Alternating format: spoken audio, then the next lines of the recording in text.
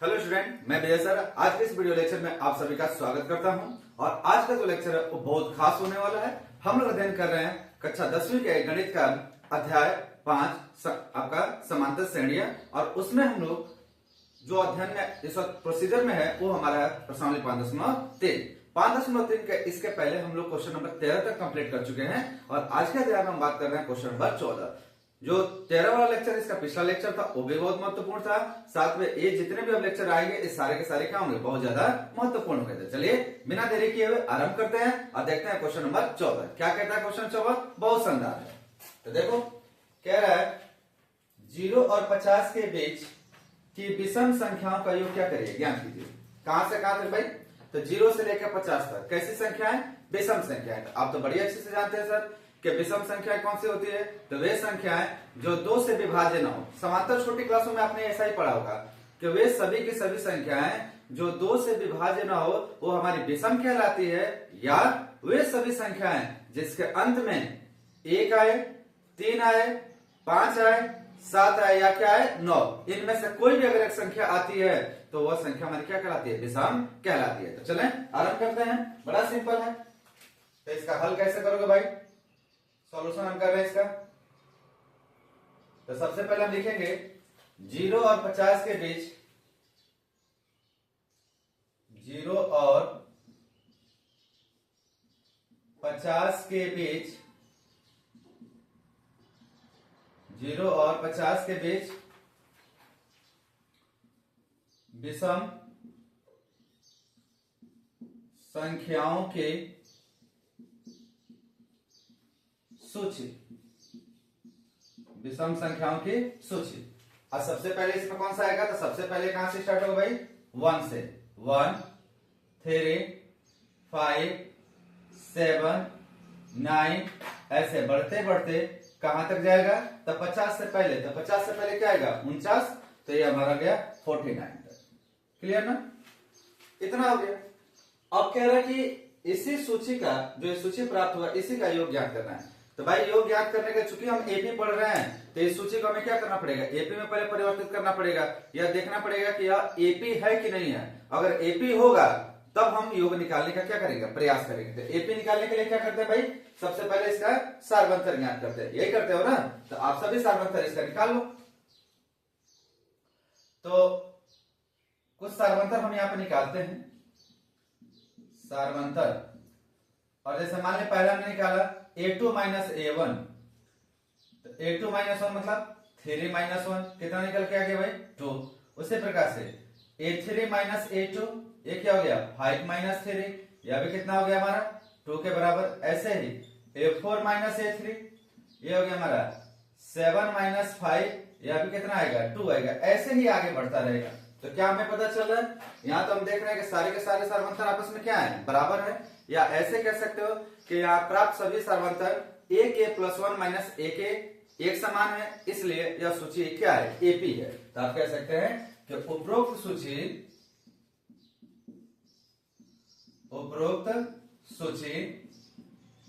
एक एपी है। क्यों भाई? क्योंकि प्रत्येक सारवंतर अंतर एक ए प्लस 1 माइनस एक समान है, एक समान है। अगर यह सूची एपी है इसलिए प्रथम पद ए कितना निकल के आएगा भाई? 1। डी कितना निकल के आएगा? तो कितना मिल रहा है? 2। तो 2। अंतिम पद क्या है यहाँ पे?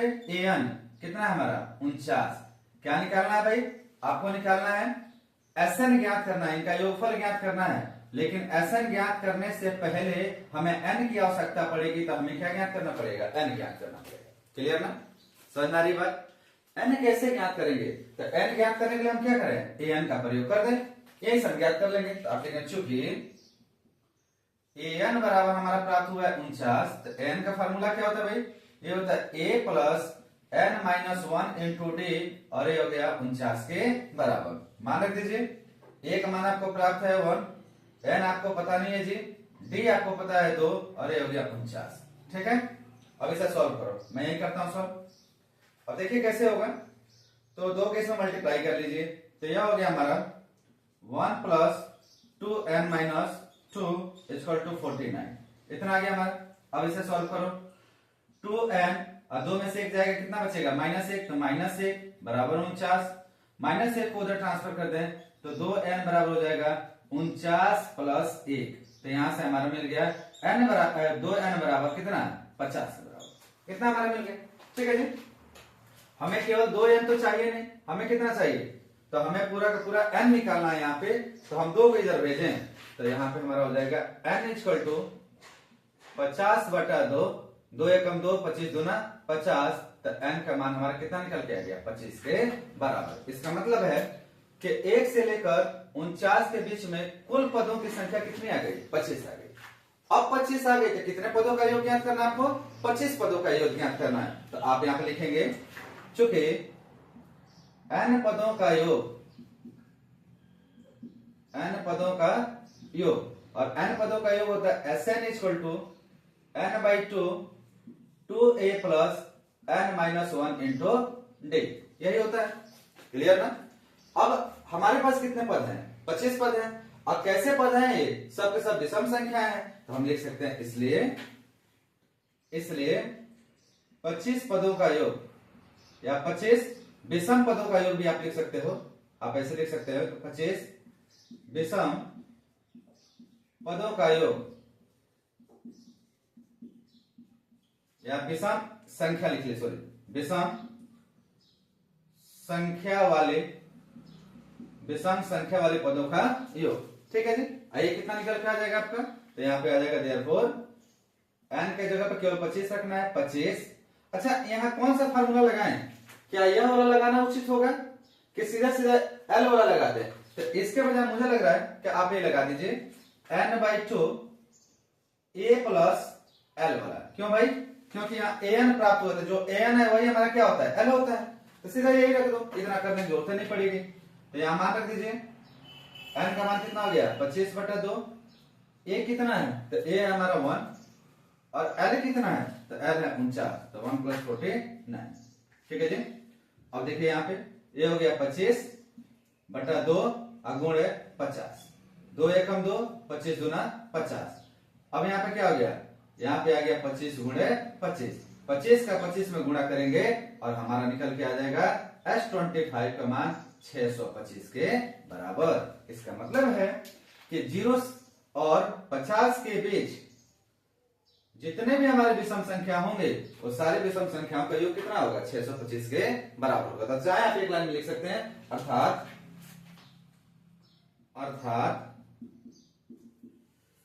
0 और 50 के बीच, 0 और 50 के बीच की विषम संख्याओं का योग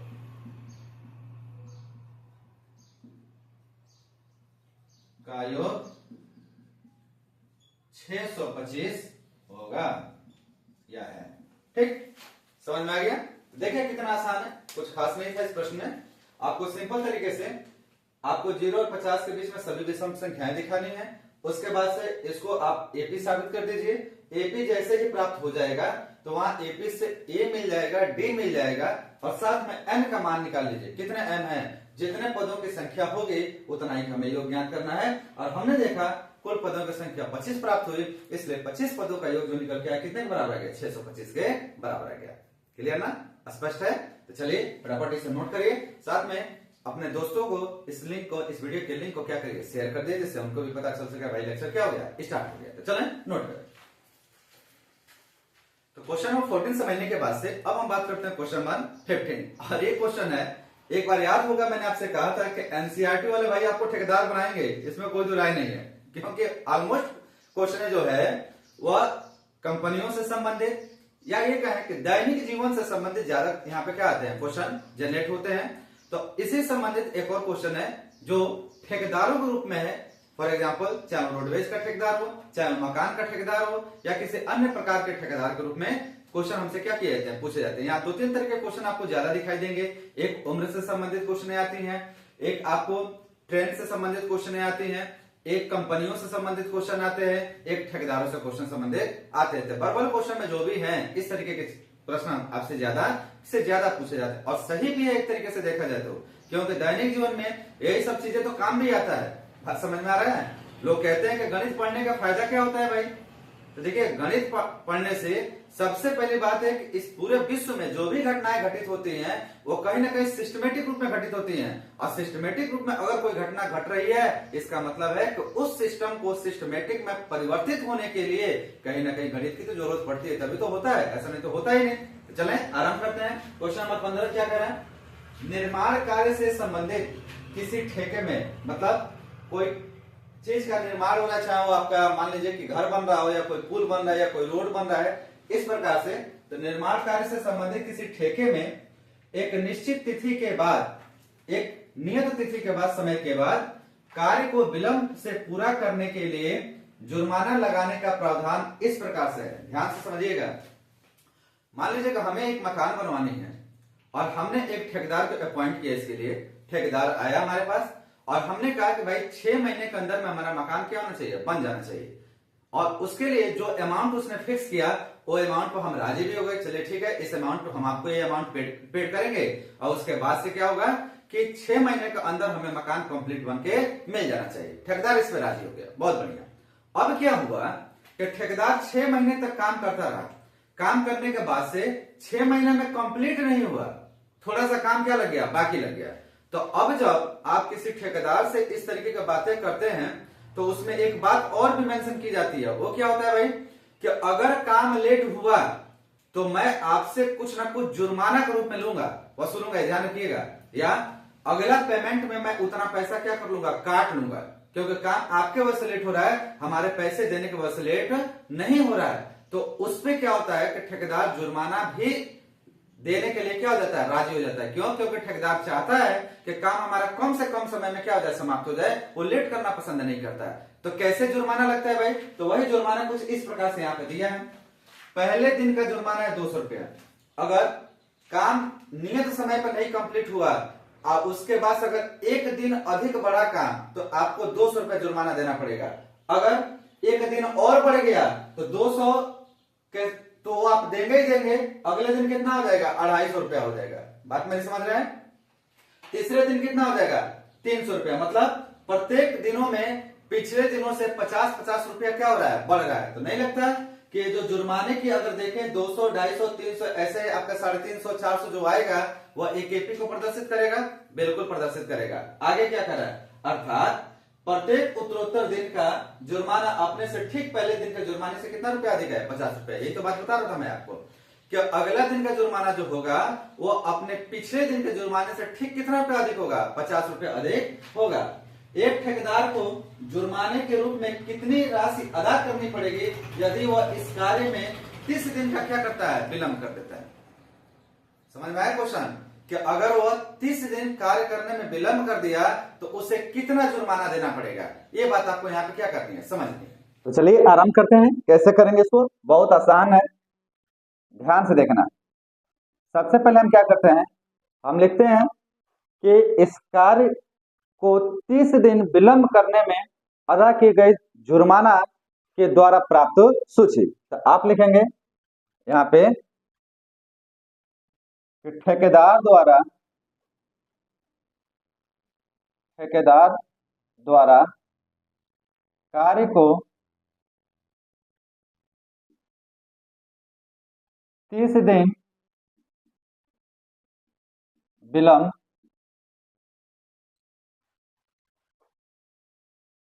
करने से अदा की गई, अदा का मतलब देना, अदा की गई जुर्माना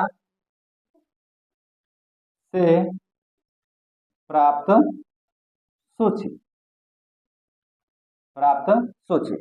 अब पहला दिन अगर एक दिन उसने कार्य को क्या किया, विलंब किया, तो कितना रुपया दिया था भाई, 200 रुपये। अगले दिन 50 रुपये और बढ़ जाएगा तो कितना हो गया, 250 रुपये। उसके अगले दिन कितना हो जाएगा, 300 रुपये। उसके अगले दिन कितना हो जाएगा, 350 रुपये। ऐसे ही बढ़ता रहेगा, कितने दिनों के लिए, 30 दिन। कितने दिन तक? 30 दिन तक। ठीक है जी। अब यहाँ पे देखो, अब आप देख रहे हैं कि प्रत्येक अगला पद अपने पिछले से 50 रुपए जोड़ के क्या हो रहा है? प्राप्त हो रहा है। इसका मतलब है कि उपरोक्त सूची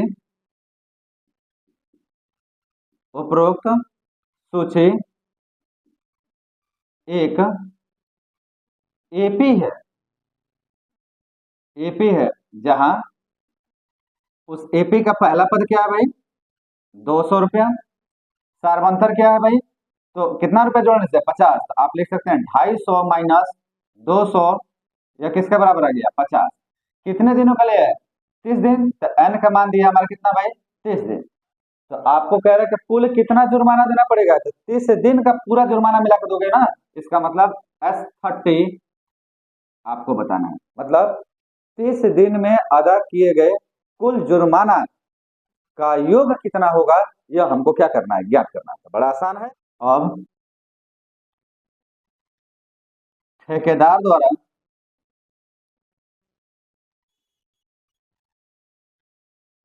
तीस दिन कार्य विलंब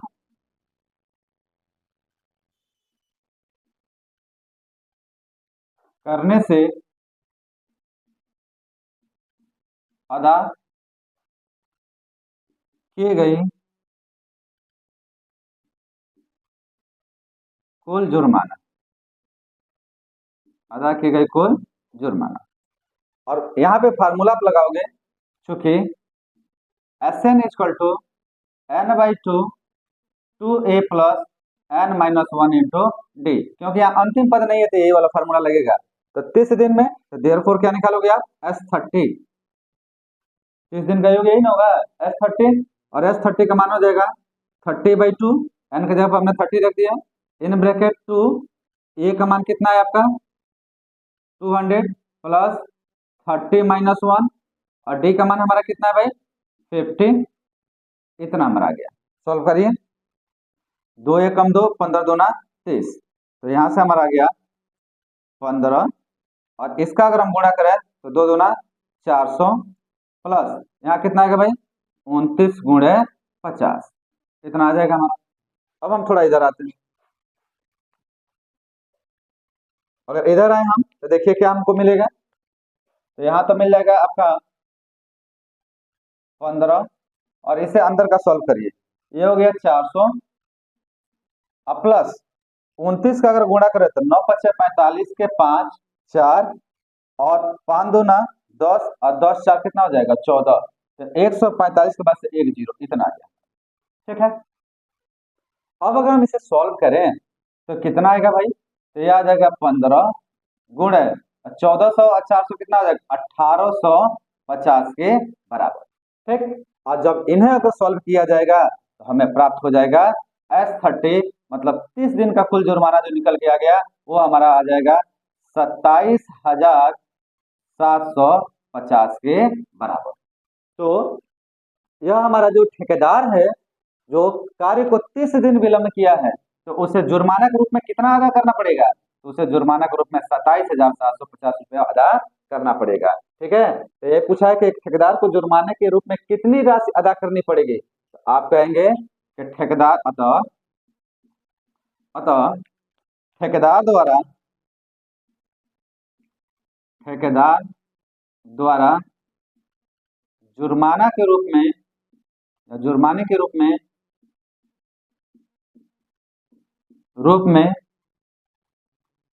27,750 अदा करना पड़ेगा।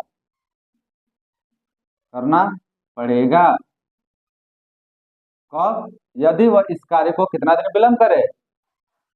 यदि वह इस कार्य को, या इस कार्य में, वो के बजाय में लिख लीजिए, इस कार्य में 30 दिन का विलंब कर दे या करे तो। ठीक। तो यही हमारा क्या निकल के आएगा भाई? आंसर निकल के आ जाएगा। तो आपने देखा बड़ा ध्यान से कि ठेकेदार जो कार्य करा रहा है वो 30 दिन गलती से मतलब 1 महीना के आसपास में उसने लेट कर दिया, तो वो जो अमाउंट है, उस अमाउंट जो एक फिक्स अमाउंट तय किया गया होगा उसमें से उसको इतना रुपया वापिस करना पड़ेगा मकान मालिक को। मकान मालिक हो चाहे जिस चीज का भी मालिक हो, उस मालिक को उतना रुपया उसको क्या करना पड़ेगा, वापिस करना पड़ेगा। क्यों? क्योंकि यहाँ नियम है कि अगर आप कार्य लेट करते हैं तो आपको कुछ ना कुछ जुर्माने के रूप में जरूर देना पड़ेगा, और वह कुछ ना कुछ कितना रुपया से स्टार्ट हो रहा है, 200 रुपया से स्टार्ट हो रहा है। तो उम्मीद करता हूँ मजा आ रहा होगा। चलिए भाई फटाफट एक लाइक दबा दीजिए, साथ में इस लिंक अपने दोस्तों को शेयर करें, और टेलीग्राम चैनल से अगर नहीं जुड़े हैं तो जाकर आप टेलीग्राम से क्या हो जाइए, जुड़ जाइए। ठीक है जी, तो नोट करें। तो क्वेश्चन नंबर 15 करने के बाद अब बात करते हैं क्वेश्चन नंबर 16 की। अब बड़ा प्यारा क्वेश्चन है क्वेश्चन नंबर 16 भी, और ये आप लोग से संबंधित है। तो क्या कह रहा है क्वेश्चन भाई? तो कह रहा है कि किसी स्कूल के विद्यार्थियों को उनके समग्र शैक्षिक प्रदर्शन, समग्र का मतलब क्या होता है, अगर केवल हम 1 साल के बारे में बात करें तो 1 साल में उन्होंने मान लीजिए कि जितनी भी पढ़ाई की और उसके बाद से जितना भी एग्जाम दिया, कोई भी क्लास का, जैसे कक्षा 10 के बारे में ही बात कर रहे हैं, आप पूरी साल भर पढ़ाई करते हैं, इसमें से बार बार क्या होते हैं, एग्जाम होते हैं, चाहे वीकली टेस्ट हो या मंथली टेस्ट हो या हाफ ईयरली हो, क्वार्टरली हो, इस तरीके से। तो इस तरीके से आपके क्या हुए, एग्जाम हुए, और एग्जाम के होने के उपरांत आपका रिजल्ट आया हो, तो सारे रिजल्ट के आधार पर क्या कह रहा है भाई, शैक्षिक प्रदर्शन के लिए 7 नगद पुरस्कार देने के लिए 700 रुपए की राशि रखी गई है। अब जितने भी बच्चे थे उस सारे बच्चों में जिन्होंने अच्छे परफॉर्म किए हैं उसमें से 7 बच्चों को सिलेक्ट किया गया है, और उन 7 बच्चों को क्या करना है भाई, पुरस्कार देना। लेकिन पुरस्कार कैसा देना है, नगद पुरस्कार देना है। अब देखिए, यदि प्रत्येक पुरस्कार अपने से ठीक पहले पुरस्कार से 20 रुपए क्या है, कम है। अब यहाँ पे ये कहा जा रहा है कि जितने भी हमारे पुरस्कार हैं, ध्यान से सुनना, जो भी पुरस्कार है वो अपने से ठीक पहले वाला जो था उससे 20 रुपए क्या है, कम है। मतलब अगर मान लो कि पहला आपका, अगर हम कहें ऐसे ही कहूँ कि पहला अगर मान लो 700 रुपया है तो दूसरा क्या हो जाएगा, 680 हो जाएगा। तीसरा क्या हो जाएगा भाई, तो उसमें से 20 रुपया कम कर दो, 660 हो जाएगा। बात मेरी समझ रहे हैं? लेकिन ऐसा नहीं है कि 700 रुपया है, ये तो सारा मिला के 700 रुपया है। क्लियर है? मतलब योगफल 700 रुपया के बराबर दिया है, पहला कौन सा है ये आपको नहीं पता है।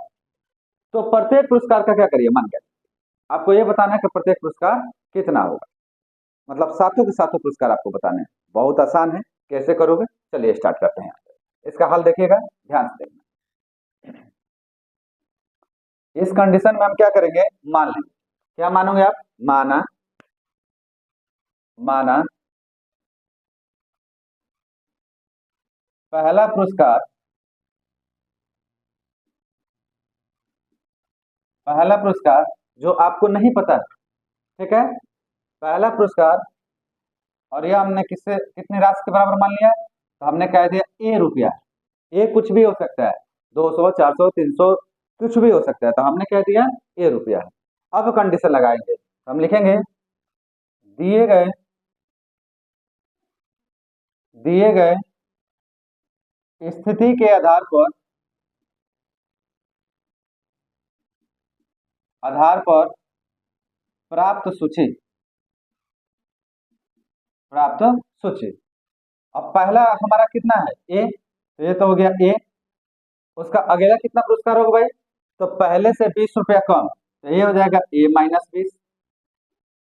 ठीक है, उसका अगला कितना होगा भाई, तो इसका अगला जो आएगा वो इससे भी 20 रुपया कम, मतलब ए माइनस 20 माइनस 20, ऐसे आएगा। उसका अगला कितना आएगा भाई, तो यह आएगा ए माइनस 20 माइनस 20 और इससे भी 20 रुपया कम, माइनस 20, डॉट डॉट डॉट, कहां तक, तो 7 पदों तक। क्यों भाई, क्योंकि 7 पुरस्कार दे रहे हैं ना, तो 7 पदों तक। थोड़ा सा इसको सॉल्व अगर करें, यह मिल जाएगा ए, यह मिल जाएगा ए माइनस 20, माइनस 20 माइनस 20 माइनस 40, ए माइनस 40। अगला क्या हो जाएगा, माइनस 20 माइनस 20 माइनस 20, तो ए माइनस 60, डॉट डॉट डॉट, कहां तक, 7 पदों तक। क्लियर है, इतना आ गया। अब अगर आप गौर से देखो, अगर सब में से 20-20 रुपया ही कम हो रहा है, तो जाहिर सी बात है कि यह जो सूची प्राप्त हुई है, यह सूची एक प्रकार की क्या होगी, एपी ही तो होगी। अरे सब में प्रत्येक पद में से 20 रुपया कम हो रहा है ना, तो एक समान रूप से अमाउंट कम हो रहा है, इसलिए यह हमारा जो सूची है वह एक प्रकार की क्या होगी, एपी होगी। तो हम कहेंगे कि चूंकि उपरोक्त सूची, एक एपी है, एपी है। अब क्यों एपी है भाई? क्योंकि क्योंकि प्रत्येक अगला पद एक समान राशि को जोड़ने से प्राप्त होता है, प्राप्त होता है। क्लियर है? एक समान राशि जोड़ने से प्राप्त होता है। अतः अतः अब अगर यह हमारी एपी हो गई तो पहला पद ए हो गया ए के बराबर, सार्वंतर डी ये हो गया दूसरा पद माइनस पहला पद माइनस ए माइनस 20 और माइनस ए से कैंसिल हो गया, डी का मान कितना निकल गया -20 के बराबर। ठीक है जी। कितने पद तक जा रहा है? 7 पद तक। एन का मान क्या दिया है? 7 दिया है। तो क्या कहा है कि आपको, अच्छा इतना तो ये दिया हुआ है, प्लस क्या दिया भाई? कुल कितना बांटना है? 700 रुपया। तो 7 पदों का योग 700 है, मतलब S7 का मान दिया हुआ है 7। क्लियर ना? समझ में मेरी बात आ रही है आपको? अगर समझ में आ रही है तो इसी बिहार पे आप काम करो एक कि आपको प्रत्येक पद ज्ञात करने के कितने कितने राशि होगी। तो पहला है ही है, सार्वंतर है ही है, एन आपको पता ही है, S7 आपको कुल मिल ही गया। तो इसमें अब करना क्या है भाई? कुछ नहीं करना है इसमें, इसमें कोई ओफल ओफल कुछ नहीं निकालना है, बड़ा सिंपल है। आप यहाँ पे एक काम कर दीजिए, आप लिखिए कि अतः अतः कह रहा है अतः प्रत्येक पुरस्कार का मान ज्ञात, अतः प्रत्येक पुरस्कार। अच्छा उसके पहले एक बात ध्यान रखिए, हमें ए तो पता ही नहीं, देखिए डी जरूर पता है, एन जरूर पता है, S7 पता है, लेकिन ए नहीं पता है। ठीक है, तो अतः प्रत्येक पुरस्कार के लिए, पुरस्कार के लिए, और हम S7 का यहाँ पे प्रयोग करते हैं। तो चूंकि n पदों का योग, n पदों का योग यह होता है हमारा Sn equal to n/2 2a plus n-1 into d, ये हमारा होता है। अब हमारे पास कितना है? 7 पदों का योग दिया गया है, तो आप इसी के आधार पर निकालें। इसलिए 7 पदों का योग और 7 पदों का योग S7, यह हमारा कितना दिया भाई? 700 रुपये। ठीक है जी, देखो ना S7 700 दिया है, फार्मूला रखिए। S7 का मान क्या होगा भाई? तो ये हो जाएगा n/2 मतलब 7/2, 2a ये तो आपको पता नहीं है, n जरूर पता है 7-1, और d भी आपको पता है, निकाला आपने कितना है? -20, तो हियर इज द -20। ठीक, और ये हो गया कितने के बराबर? 700 रुपये। स्पष्ट है? बात समझ में आ रही है? अब सॉल्व करिए।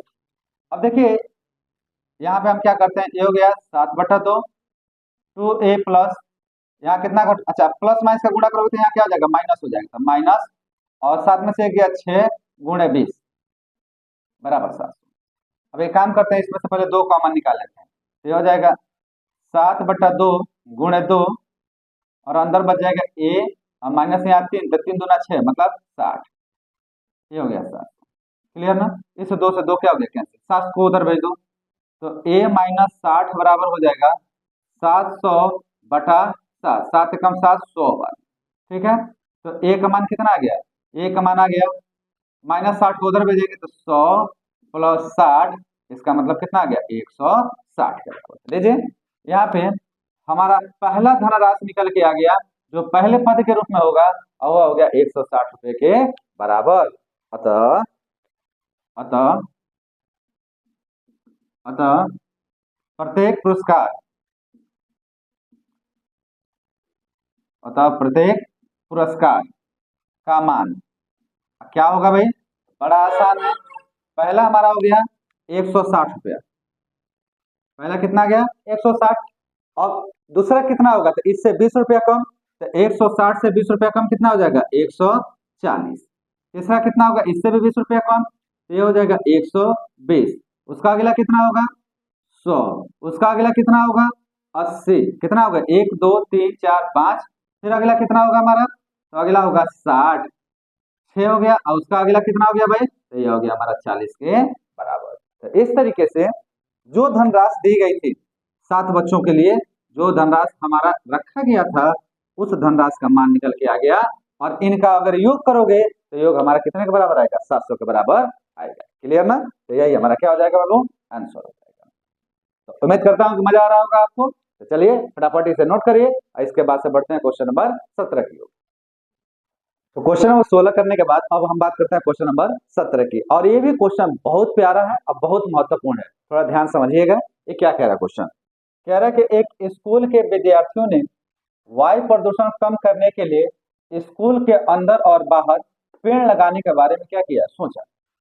एक स्कूल है, क्योंकि आप जानते हैं कि ग्लोबल वार्मिंग आजकल कहीं ना कहीं वायु प्रदूषण के कारण मैक्सिमम इसका है, इसका रीजन है कि जितनी ज्यादा प्रदूषण हो रही है वो आपका ग्लोबल वार्मिंग का एक कहीं ना कहीं क्या बन रहा है, आधार बन रहा है। तो इसे कहीं ना कहीं ओवरकम करना चाहिए। देखिए एजुकेशन तो इसीलिए प्राप्त की जाती है, जो भी शिक्षा दीक्षा हमें मिलती है वो इसीलिए तो है कि हम अपनी सुविधाओं का ध्यान जरूर रखें, लेकिन साथ में प्रकृति का भी क्या करें, ध्यान रखें, क्योंकि इसी प्रकृति के अंदर हमें रहना है। हमसे प्रकृति नहीं है, प्रकृति से हम है। ये बात आपको समझ में आ रही है। तो इसी से संबंधित एक सबसे बड़ा आजकल की समस्या जो है वो है आपका एयर पॉल्यूशन, वायु प्रदूषण। तो इसी से संबंधित एक प्रश्न है, कह रहा है कि कोई एक स्कूल है, एक विद्यालय है, उस विद्यालय में वायु प्रदूषण को कम करने के लिए जो विद्यार्थी हैं वो क्या कर रहे हैं, स्कूल के अंदर और स्कूल के बाहर पेड़ लगाने का प्रयास कर रहे हैं। कैसे लगा रहे हैं भाई, यह निर्णय लिया कि प्रत्येक कक्षा का प्रत्येक अनुभाग, पहली बात अनुभाग क्या है, अनुभाग का मतलब यहाँ पे है सेक्शन से। किससे है, सेक्शन से। आप जानते हैं कि आजकल बच्चों की संख्या अधिक होने के कारण और स्कूलों की संख्या कम होने के कारण एक क्लास के एक से अधिक सेक्शन बनते हैं, सेक्शन 1 सेक्शन 2 सेक्शन 3 ऐसे करके क्या होते हैं, बनते हैं। तो यह उसी के बारे में बात कर रहा है कि प्रत्येक कक्षा का प्रत्येक अनुभाग अपनी कक्षा की संख्या के बराबर क्या करेगा, पेड़ लगाएगा। जितनी कक्षाएं हैं, जैसे कक्षा 1 है तो उस कक्षा 1 के जितने भी अनुभाग होंगे वो अपने कक्षा के बराबर क्या करेंगे, पेड़ लगाएंगे। मतलब एक कक्षा का पहला अनुभाग एक पेड़ लगाएगा, दूसरा अगर अनुभाग होगा तो वो भी एक ही लगाएगा, और तीसरा भी होगा तो वो भी क्या करेगा, एक ही लगाएगा। आगे अब कह रहे जैसे उदाहरण के लिए कक्षा 1 का एक अनुभाग एक पेड़ लगाएगा, कक्षा 2 का एक अनुभाग 2 पेड़ लगाएगा, कक्षा 3 का एक अनुभाग 3 पेड़ लगाएगा, इत्यादि। और ऐसा कहाँ तक चलता रहेगा, कक्षा 12 तक चलता रहेगा। अब बात आती है कि एक कक्षा में कितने अनुभाग, अगर ये प्राप्त हो तो मजा आ जाए आपको। तो कह रहे कि प्रत्येक कक्षा के 3 अनुभाग, लीजिए मिल गया कि प्रत्येक कक्षा में अनुभागों की संख्या कितनी है भाई, 3 है। तो इस स्कूल के विद्यार्थियों द्वारा लगाए गए कुल पेड़ों की क्या करना है, संख्या ज्ञात करना। मतलब कक्षा 1 से लेकर कक्षा 12 तक जितने भी क्लास हैं सारे क्लासों के 3-3 सेक्शन हैं, और तीनों सेक्शनों के द्वारा, और कक्षा 12 के ऐसे समझिए जैसे कक्षा 1 के 3 सेक्शन, कक्षा 2 के 3 सेक्शन, कक्षा 3 के 3 सेक्शन, कक्षा 4 के 3 सेक्शन, इसी प्रकार से कक्षा 12 के भी कितने सेक्शन है, 3 सेक्शन। तो इन 3-3 सेक्शन वाले कक्षाओं के द्वारा जो पेड़ लगाए गए हैं, अगर सारे पेड़ों का योग किया जाए तो वही कुल पेड़ कितने होंगे, यही आपसे पूछा गया है कि विद्यार्थियों के द्वारा इस स्कूल में कितने पेड़ लगाए गए, इसके बारे में आप क्या करिए, बता दीजिए। बहुत आसान है, चलिए थोड़ा इसको पहले समझते हैं, उसके बाद करने का प्रयास करते हैं।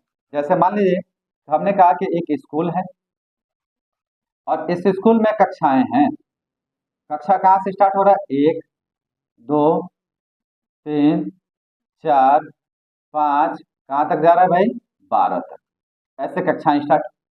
प्रत्येक कक्षाओं के यहाँ पे सेक्शन दिया हुआ है, सेक्शन को क्या कहते हैं हम, आप यहाँ पे साफ लिखा हुआ अनुभाग, तो सेक्शन दिया हुआ है। इस पहले का कितना अनुभाग है भाई, तो 1 है 2 है 3 है। दूसरे का अनुभाग कितना है, इसके भी 1 है 2 है 3 है। तीसरे का कितना अनुभाग है, इसका भी 1 है 2 है 3 है। वैसे चौथे का भी, पांचवें का भी, इनका भी सेम ही है, 1 है 2 है 3 है, 1 है 2 है और क्या है, 3 है। ऐसे अनुभाग दिए गए। साथ में 12 भी 6 के 5 के बाद 6 आएगा 7 आएगा, सब में यही प्रक्रिया है। तो 12 में भी कितने अनुभाग हो गए, आपके 3 अनुभाग हो गए या सेक्शन हो गए। अब कह रहा है कि प्रत्येक सेक्शन जो है अपने कक्षा के बराबर पेड़ लगाएगा, तो कक्षा 1 का पहला अनुभाग 1 पेड़ लगाएगा, दूसरा भी 1 लगाएगा और तीसरा भी 1 लगाएगा। कक्षा 2 का प्रत्येक अनुभाग 2-2 पेड़ लगाएंगे। क्यों भाई? क्योंकि कक्षा 2 है। कक्षा 3 का 3-3 पेड़ लगाएंगे प्रत्येक सेक्शन। 4 का 4-4 पेड़ लगाएंगे। मेरी बात समझ रहे हो? तो पहली बात ये समझते हैं कि कक्षा 1 के द्वारा कितना पेड़ लगाया गया, तो आप तीनों जोड़ लीजिए, 1 1 1, तो कितना हो जाएगा? 3 के बराबर। तो ये हमारा आ जाएगा किसके बराबर? 3 के बराबर। ठीक है जी। उसी प्रकार से यह कितना होगा? 2 + 2 + 2, यह कितना हो जाएगा? 6 के बराबर। यह कितना हो जाएगा? 3 + 3 + 3, ये कितने के बराबर हो जाएगा? 9 के बराबर होगा ना जी। या इसी को कैसे लिख सकते हैं भाई? तो 3 बार है तो 3 × 1, यह भी 3 बार है तो 3 × 2, यह भी 3 बार है तो 3 × 3, यह भी आपका 3 बार होगा तो 3 × 4, पांचवें के लिए लिख सकते हैं 3 × 5, तो 12वें के लिए क्या लिख सकते हैं भाई? तो 12वें के लिए लिख सकते हैं 3 × 12, लिख सकते हैं ना। क्लियर है? समझ में आ रही है बात? तो बड़ा आसान हो गया। अब यहाँ पे हम करते हैं इसका हल। हल में क्या लिखेंगे? तो लिखेंगे प्रत्येक कक्षा के अनुभागों द्वारा लगाए गए पेड़ों की सूची। तो लिखें यहाँ पे प्रत्येक कक्षाओं के अनुभागों द्वारा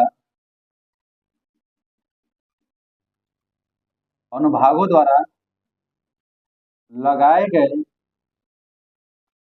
पेड़ों की सूची। और ये कितना आ जाएगा? तो पहले क्लास का हो जाएगा 3 × 1, दूसरे क्लास का हो जाएगा 3 × 2, तीसरे क्लास का हो जाएगा 3 × 3, चौथे क्लास का हो जाएगा 3 × 4, पांचवें क्लास का हो जाएगा 3 × 5, इसी प्रकार से बढ़ते बढ़ते 12वें क्लास के लिए हो जाएगा 3 × 12। क्लियर है? समझ में आया बात? अब इसे थोड़ा सॉल्व करो।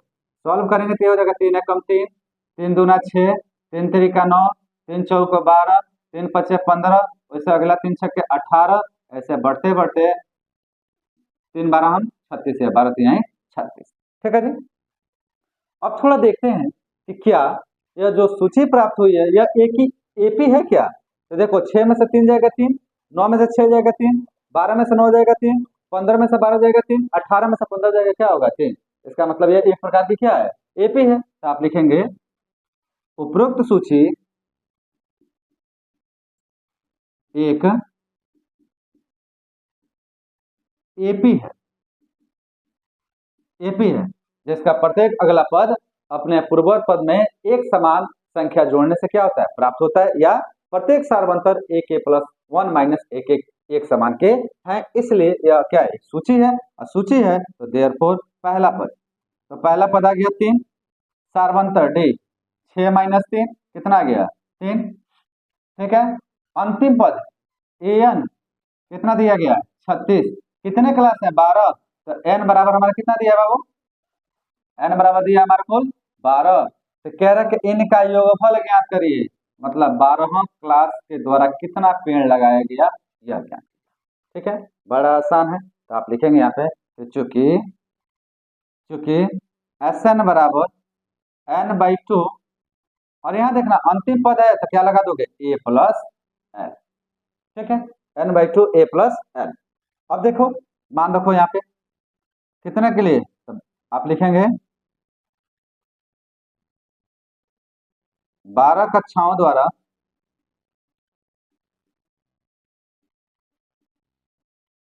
लगाए लगाए गए लगाए गए कुल पेड़ों की संख्या, कुल पेड़ों की संख्या। और यहाँ पे हमारा निकल के आ जाएगा S12, और यह जगह 12/2 a 3, और L कितना है हमारा? 36। ठीक है जी।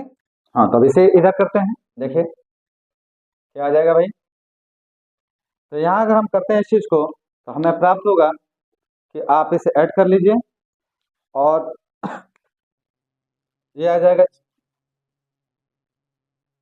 आपका 6 × 6 × और यहाँ पे 6 3 9 और 3, कितना हमारा गया। ठीक है जी। अब क्या होगा यहाँ पे? अब देखो मल्टीप्लाई करेंगे अगर हम तो हमारा निकल के आएगा S12 का मान, और 9 × 6 = 54, 5 और 6 3 18, 18 5 कितना हो जाएगा 23, तो ये कितना आ गया 234। तो कितने पेड़ लगाए जाएंगे भाई 234 पेड़ आपके लगेंगे यहाँ।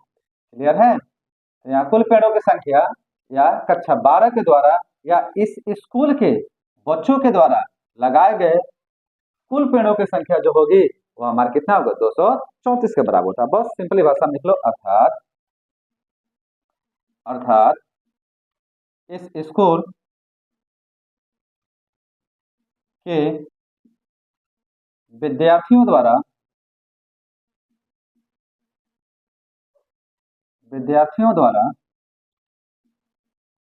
लगाए गए कुल पेड़ों की संख्या, लगाए गए कुल पेड़ों की संख्या 234 होगी। कितनी होगी भाई 234, और यही हमारा क्या हो जाएगा आंसर हो जाएगा। देखें कितना आसान था, बड़ा सिंपल, केवल क्वेश्चन देखने में बड़ा है लेकिन क्वेश्चन एक्चुअल में इतना बड़ा है नहीं। और ये आपको जो है यह समझने के लिए हमने आपको यहाँ बताया था, यह कोई पार्ट नहीं है। अगर एग्जाम में आता है तो ये करने की आपको जरूरत नहीं है, ये केवल आप समझ सकें या जहां तक पढ़ाई आप कर रहे हैं उसमें कहीं अगर फंस रहे तो आप इस तरीके से क्या कर सकते हो, समझ करना तो आपको यही है। क्लियर है जी? तो आसान है, सिंपल है। तो आज के लेक्चर में हम लोग क्वेश्चन नंबर 17 तक रखते हैं।